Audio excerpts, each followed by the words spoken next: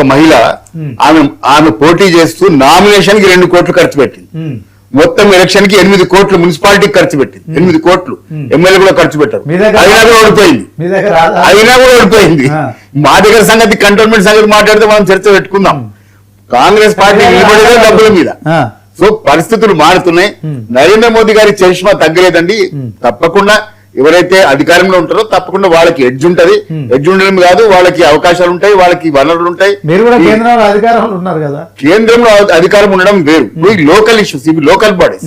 Local bodies ఉన్నప్పుడు local government ఏది ఉందో దాని మీద మాత్రమే ఉంటది. కోటేశ్వరరావు గారు చాలా చక్కగా చెప్పిండు. అభివృద్ధి అని చాలా మాట్లాడిన వాళ్ళు బొక్కబోర్లు పడ్డారు. కాబట్టి రాబోయే ప్రభుత్వం తప్పకుండా 2 ప్రభుత్వాలను చూసుకున్నారు. కాబట్టి జాతీయ మీడియాలో రేవంత్ రెడ్డి నరేంద్ర మోడీని ఓడిస్తుండు తెలంగాణలో అని చెప్పి చర్చ జరుగుతుంది. దానికి ఏం చెప్తారు? చర్చకే ఉందండి. చర్చ ఎన్ని రకాలు. చర్చ చెప్పడం వేరు. చర్చ ఏం ఇప్పుడు రేవంత్ రెడ్డి గారి నుంచి చర్చ జరుగుతుంది. ఏం చర్చ జరుగుతుంది? ఇందాక ముందు మానతారా గారు చెప్తే మళ్ళీ కోపం వస్తుంది. ఇక్కడ నుంచి మూటలు మూసుకుపోతున్నారు చర్చ జరుగుతుంది. ఇక్కడ ఏం అభివృద్ధి లేదని చర్చ జరుగుతున్నది. దాచుకో దోచుకో పంచుకో